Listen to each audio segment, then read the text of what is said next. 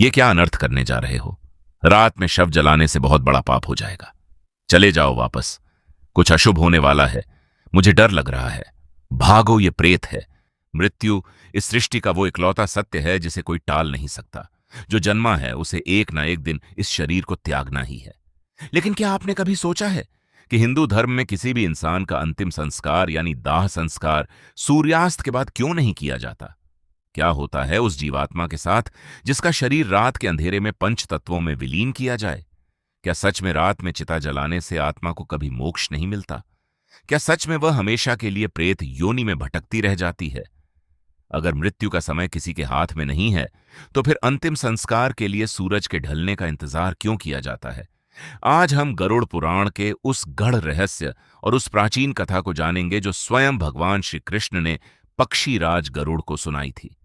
एक ऐसी कथा जो आपको मृत्यु और उसके बाद के सफर की एक ऐसी सच्चाई बताएगी जिसे सुनकर आपकी रूह कांप जाएगी। समय अपनी गति से चल रहा था। एक दिन क्षीर सागर में भगवान श्री हरि विष्णु, जो द्वापर युग में श्री कृष्ण के रूप में अवतरित हुए थे, विश्राम कर रहे थे। तभी उनके परम भक्त और वाहन पक्षीराज गरुड़ उनके पास आए। गरुड़ जी के मन में मृत्यु और परलोक को लेकर हमेशा से कई प्रश्न उठते रहे थे। गरुड़ जी ने हाथ जोड़कर पूछा, हे माधव, हे कमल नयन, मृत्यु के बाद मनुष्य के शरीर का दाह संस्कार किया जाता है ताकि आत्मा इस नश्वर शरीर का मोह त्याग कर अपनी आगे की यात्रा पर जा सके। लेकिन हे प्रभु, मैंने देखा है कि पृथ्वी लोक पर अगर किसी की मृत्यु शाम के समय होती है तो उसके परिजन रात में उसका अंतिम संस्कार नहीं करते। वे शव को पूरी रात घर में रखते हैं और अगले दिन सूर्योदय का इंतजार करते हैं। हे अछूत, आखिर सूर्यास्त के बाद चिता को अग्नि क्यों नहीं दी जाती? रात के अंधकार में अंतिम संस्कार करने से उस मृत आत्मा का क्या होता है? श्री कृष्ण ने हल्की सी मुस्कान के साथ गरुड़ की ओर देखा। उनकी आंखों में ब्रह्मांड का पूरा ज्ञान था। उन्होंने कहा, हे खग श्रेष्ठ गरुड़, तुम्हारा यह प्रश्न मानव जाति के कल्याण के लिए बहुत आवश्यक है। मृत्यु केवल इस शरीर का अंत है, आत्मा की यात्रा का नहीं। जब आत्मा शरीर छोड़ती है तो वह अत्यंत सूक्ष्म और भ्रमित अवस्था में होती है। सूर्य देव, जो इस संसार के साक्षात देवता हैं, प्रकाश और चेतना के प्रतीक हैं। सूर्य की किरणें ही आत्मा को परलोक तक जाने का मार्ग दिखाती हैं। जब तक सूर्य आकाश में होता है, स्वर्ग के द्वार खुले रहते हैं। लेकिन जैसे ही सूर्य ढलता है, स्वर्ग के द्वार बंद हो जाते हैं और पाताल लोक और अंधकार की नकारात्मक शक्तियां सक्रिय हो जाती हैं। श्री कृष्ण गंभीर होते हुए आगे बोले, हे गरुड़, यदि रात के समय किसी का अंतिम संस्कार किया जाए तो उस आत्मा को यमलोक तक जाने का मार्ग नहीं मिलता। स्वर्ग के द्वार बंद होने के कारण और सूर्य का प्रकाश न होने के कारण वह आत्मा मार्ग भटक जाती है। अंधकार में भटकती हुई वह आत्मा असुरों, पिशाचों और नकारात्मक शक्तियों के प्रभाव में आ जाती है और उसे मजबूरन प्रेत योनि में जाना पड़ता है। इस रहस्य को गहराई से समझने के लिए मैं तुम्हें प्राचीन काल की एक सत्य घटना सुनाता हूं। ध्यान से सुनो गरुड़। प्राचीन काल की बात है। क्षिप्रा नदी के तट पर बसी पवित्र अवंती नगरी, जिसे आज हम उज्जैन के नाम से जानते हैं, वहां देवदत्त नाम का एक अत्यंत ज्ञानी ब्राह्मण रहा करता था। जहां सुबह की शुरुआत मंदिरों की घंटियों और वैदिक मंत्रोवार से होती थी, उस नगरी में देवदत्त का नाम बड़े आदर से लिया जाता था। देवदत्त का जीवन बहुत ही सादगी भरा था। उसका दिन भोर की पहली किरण के साथ क्षिप्रा के ठंडे जल में स्नान से शुरू होता और रात ईश्वर के गहरे ध्यान के साथ खत्म। वो वेदों, उपनिषदों और शास्त्रों का प्रकांड झाता था। लेकिन उसका सबसे बड़ा गुण यह था कि वह हमेशा दूसरों की मदद के लिए निस्वार्थ भाव से तैयार रहता था, चाहे किसी गरीब की कन्या का विवाह हो या किसी बीमार का उपचार। देवदत्त हमेशा सबसे आगे खड़े मिलते। नगर के लोग उसे केवल एक ब्राह्मण नहीं बल्कि एक देवदूत मानते थे और उसे बहुत सम्मान देते थे। देवदत्त का एक ही पुत्र था, सोमन। सोमन अपने पिता की दुनिया था और सोमन के लिए उसके पिता ही सब कुछ थे। वह अपने पिता से इतना प्रेम करता था कि उन्हें जरा सी भी तकलीफ नहीं होने देता था। पिता के जागने से पहले उनके लिए दातुन और जल की व्यवस्था करना, उनके वस्त्र धोना और उनके हर छोटे बड़े काम का ध्यान रखना, यह सब सोमन बिना कहे करता था। लेकिन सोमन में एक कमी थी। उसे शास्त्रों के गूढ़ ज्ञान, प्रकृति के नियमों और जीवन मृत्यु के पीछे छिपे रहस्यों के बारे में कुछ भी नहीं पता था। उसे लगता था कि जीवन केवल वही है जो इन भौतिक आंखों से दिखाई देता है। खाना, कमाना और अपनों के साथ रहना। मृत्यु के बाद क्या होता है? आत्मा की यात्रा क्या है? इस बारे में उसने कभी विचार ही नहीं किया था। कई बार देवदत्त संध्या वंदन के बाद सोमन को पास बिठाकर संसार की नश्वरता के बारे में बताते, समझाते कि यह शरीर मिट्टी है और एक दिन मिट्टी में ही मिल जाएगा। लेकिन सोमन हंसकर बात टाल देता। वह कहता, पिताजी, आप हैं तो मेरा संसार है, मुझे इन गढ़ बातों से क्या लेना देना। समय अपनी निर्दयी गति से आगे बढ़ता गया। ऋतुएं आई और गई। देवदत्त का शरीर अब समय की मार से वृद्ध हो चुका था। उसकी हड्डियां कमजोर हो गई थीं। चेहरे पर झुर्रियों ने डेरा डाल लिया था और उस ज्ञानी ब्राह्मण को भी अब अपने तपोबल से यह आभास होने लगा था कि उसके शरीर त्यागने का समय निकट आ गया है। एक दिन अचानक देवदत्त की तबीयत बहुत बिगड़ गई। जो देवदत्त कभी थकता नहीं था, वो आज चारपाई से उठ भी नहीं पा रहा था। उसे तेज ज्वर आ गया और शरीर भट्टी की तरह तपने लगा। सोमन ये देखकर बुरी तरह घबरा गया। उसकी आंखों के सामने जैसे अंधेरा छा गया। उसने दौड़ धूप कर पूरे नगर के सबसे अच्छे वैद्यों को बुलवाया। वैद्यों ने नाड़ी देखी। उनके माथे पर चिंता की लकीरें उभरी। तरह तरह की दुर्लभ जड़ी बूटियों का लेप लगाया गया। कड़वी से कड़वी दवाइयां दी गईं। सोमन ने रात दिन एक कर दिया। न वह सोया, न उसने अन्न का दाना मुंह में डाला। लेकिन विधि के विधान को कौन टाल सकता था? मृत्यु का समय तो विधाता के वही खाते में पहले से ही तय होता है। दवाइयों ने असर करना बंद कर दिया था। उस दिन आसमान में हल्के काले बादल छाए हुए थे, मानो प्रकृति भी किसी अनहोनी के शोक में डूबी हो। शाम ढल रही थी। क्षिप्रा नदी के घाटों पर संध्या आरती के शंख और घड़ियाल बजने लगे थे। सूरज धीरे धीरे लालिमा ओढ़े क्षितिज के नीचे जा रहा था और उसी के साथ देवदत्त की सांसें भी उखड़ने लगी थीं। उनकी छाती तेजी से ऊपर नीचे हो रही थी। सोमन रोते हुए कांपते हाथों से अपने पिता का सिर अपनी गोद में रखे हुए था। वो उन्हें पुकार रहा था, पिताजी, आंखें खोलिए, देखिए, आपका सोमन आपके पास है, मुझे छोड़कर मत जाइए। लेकिन देवदत्त की आंखें धीरे धीरे बंद होने लगी थीं। उनके चेहरे पर कोई दर्द नहीं था, बल्कि एक अजीब सी शांति थी, मोक्ष की शांति। और फिर जैसे ही सूर्य ने अपनी अंतिम किरण समेटी और अंधकार ने अपना आंचल फैलाया, ठीक उसी क्षण देवदत्त के प्राण पखेरु उड़ गए। एक ज्ञानी और पवित्र आत्मा ने शरीर का त्याग कर दिया। पूरे घर में अचानक एक खौफनाक सन्नाटा छा गया और अगले ही पल कोहराम मच गया। सोमन की दिल दहला देने वाली चीखें घर की दीवारों को चीरने लगीं। वो अपने पिता के सीने से लिपटकर पागलों की तरह रो रहा था। उसका वो संसार जो केवल उसके पिता तक सीमित था, आज हमेशा के लिए उजड़ चुका था। आस पड़ोस के लोग, रिश्तेदार और नगर के ज्ञानी पंडित खबर सुनते ही अपने सारे काम छोड़कर तुरंत देवदत्त के घर की ओर दौड़ पड़े। हर किसी की आंख नम थी। लेकिन जब तक सब वहां इकट्ठा हुए, तब तक बाहर घुप अंधेरा छा चुका था। रात अपनी गहरी स्याही बिखेर चुकी थी। नगर के सबसे बुजुर्ग और ज्ञानी पंडित ने देवदत्त के मृत शरीर को देखा। उन्होंने एक गहरी सांस ली और सोमन के कंधे पर हाथ रखा। उन्होंने भारी आवाज में कहा, पुत्र सोमन, स्वयं को संभालो। तुम्हारे पिता एक पुण्य आत्मा थे। उनका देहांत सूर्यास्त के बाद हुआ है। विधि का विधान और शास्त्रों का नियम यही कहता है कि अब इनका अंतिम संस्कार आज रात नहीं हो सकता। कल सुबह जब भगवान भास्कर उदय होंगे, तभी इनकी चिता को अग्नि दी जाएगी। आज की पूरी रात हमें इनके पार्थिव शरीर के चारों ओर बैठकर हरि कीर्तन करना होगा और इस शरीर की रक्षा करनी होगी। पंडित जी की यह बात सोमन के कानों में पिघले हुए शीशे की तरह गिरी। उसे विश्वास ही नहीं हो रहा था कि जो लोग कल तक उसके पिता के ज्ञान और उनकी पवित्रता के आगे सिर झुकाते थे, जो उनका इतना सम्मान करते थे, वे आज उनके निर्जीव शरीर के लिए ऐसी कठोर बात कह रहे हैं। सोमन की आंखों के सामने वो सारे दृश्य घूमने लगे जब वह अपने पिता के सोने के लिए कोमल सूती वस्त्र बिछाता था, ताकि उनकी वृद्ध और कमजोर हड्डियों को चारपाई की खुरदुरी रस्सी ना चुभे। जिस पिता को वह जीते जी कभी जमीन पर नंगे पैर तक नहीं चलने देता था, आज उसी पिता के मृत, ठंडे और कठोर होते शरीर को वह पूरी रात जमीन पर यूं ही कैसे छोड़ सकता था। सोमन का मोह, उसका अगाध प्रेम और उसका दुख अब एक ऐसे हठ में बदलने लगा था जो किसी भी तर्क को सुनने के लिए तैयार नहीं था। उसे लग रहा था कि यह कोई धार्मिक नियम नहीं, बल्कि उसके पिता के निसहाय शरीर के साथ एक घोर अन्याय है। उसके अंदर का अज्ञान, जिसने कभी जीवन मृत्यु के रहस्यों को समझने की कोशिश ही नहीं की थी, आज पूरी तरह से उस पर हावी हो चुका था। वो पंडित जी की ओर मुड़ा।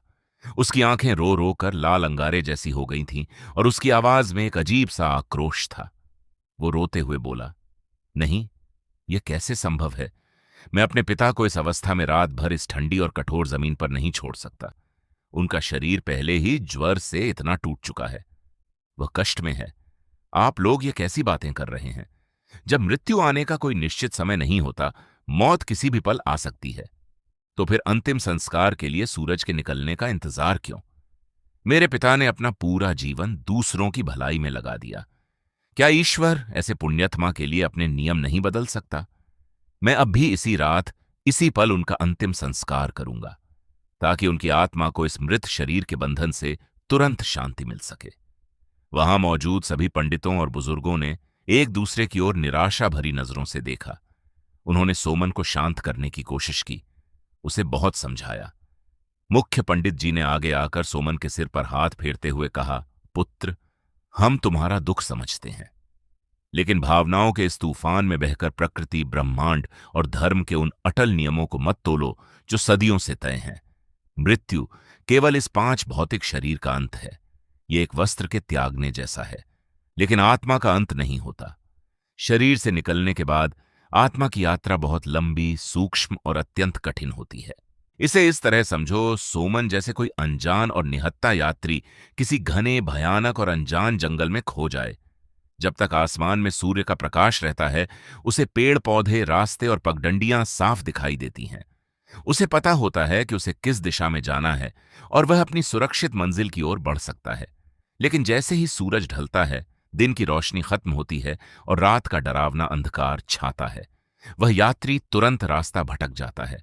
वह हर कदम पर ठोकर खाता है और अंधेरे में घात लगाए बैठे जंगली जानवरों या लुटेरों का शिकार बन जाता है।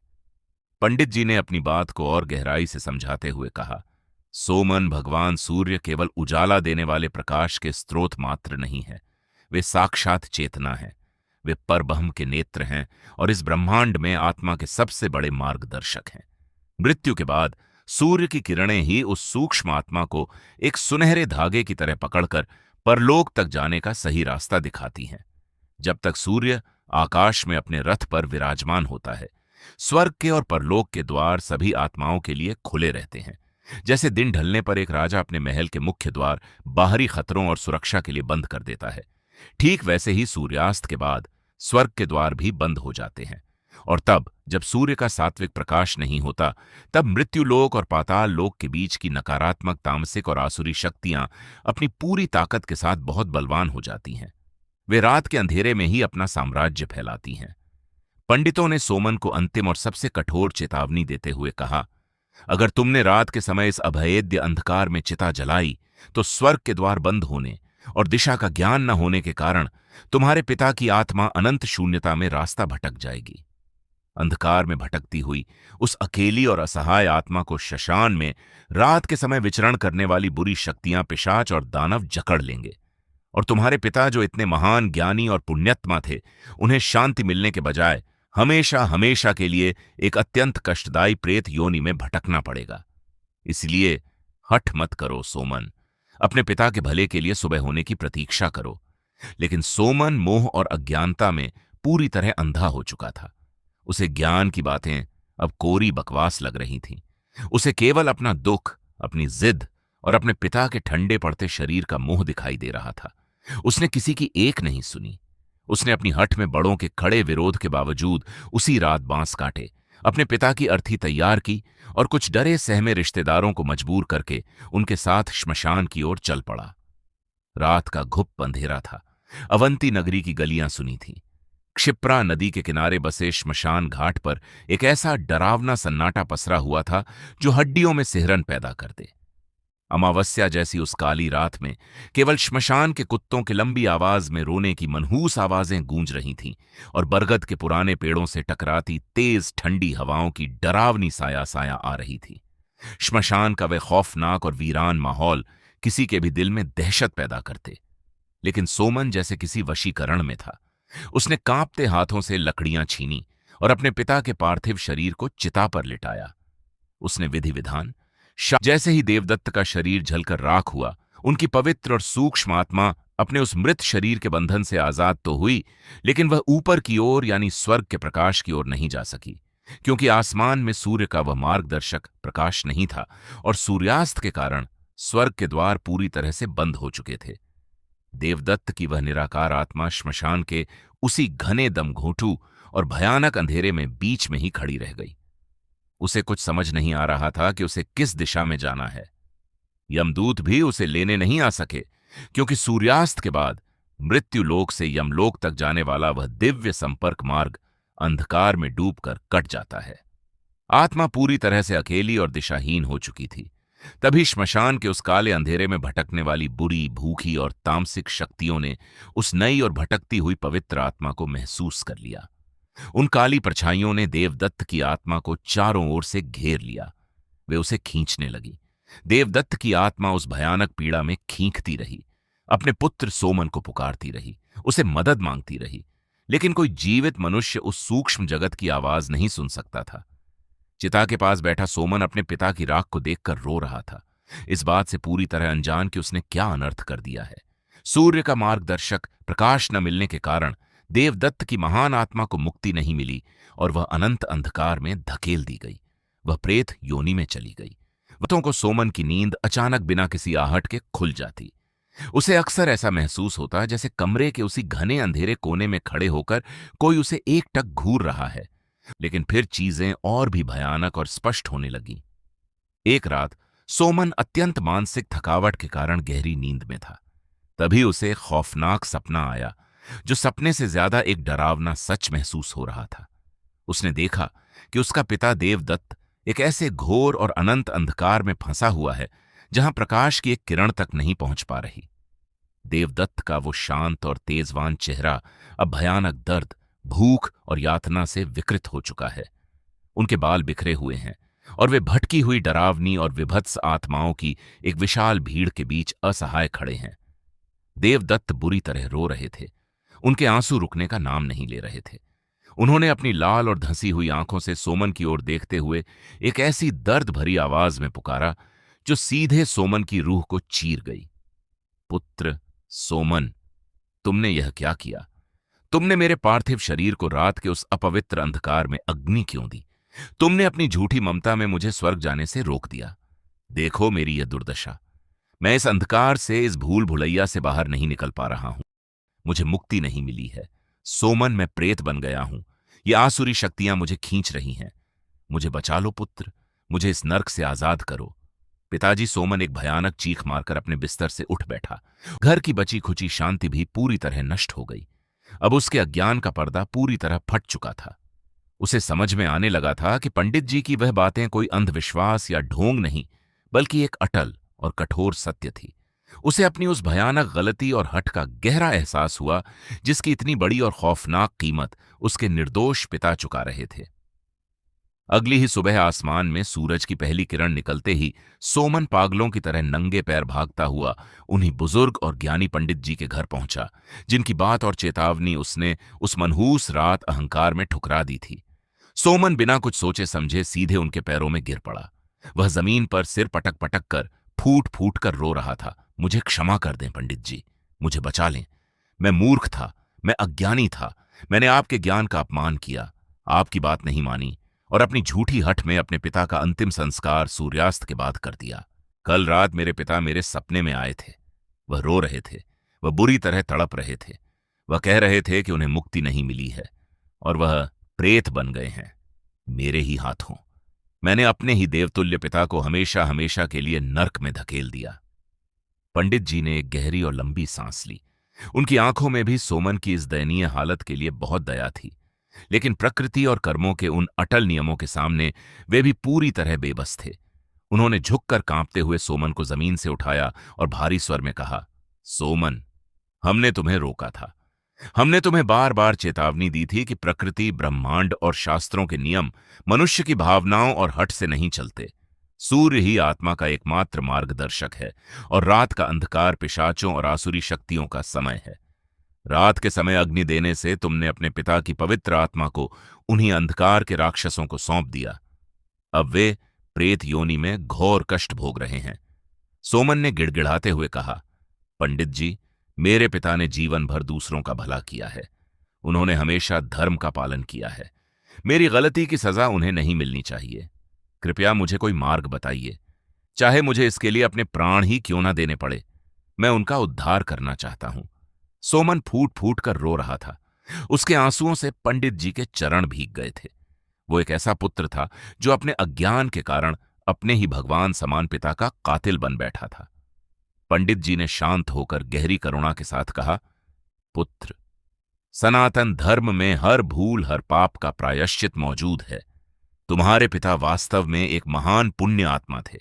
उन्होंने जीवन भर जो सत्कर्म किए हैं, उसी का फल है कि उनके उद्धार का मार्ग अभी पूरी तरह बंद नहीं हुआ है। लेकिन अब तुम्हें अपने पिता की आत्मा को उस भयानक प्रेत योनि के दलदल से बाहर निकालने के लिए नारायण बलि का अत्यंत कठोर और असाधारण अनुष्ठान करना होगा। तुम्हें तुरंत बिना एक क्षण गवाए एक पवित्र तीर्थ स्थान पर जाना होगा। वहां जाकर तुम्हें कठोर तपस्या करनी होगी और साक्षात भगवान श्री हरि विष्णु से अपने पिता की मुक्ति की भिक्षा मांगनी होगी। इसके अलावा अब इस पूरे ब्रह्मांड में कोई और मार्ग नहीं बचा है। उसके आंसुओं की जगह अब एक दृढ़ संकल्प ने ले ली थी। उसने बिना एक पल गवाए उसी समय तीर्थ की ओर प्रस्थान करने का निर्णय लिया।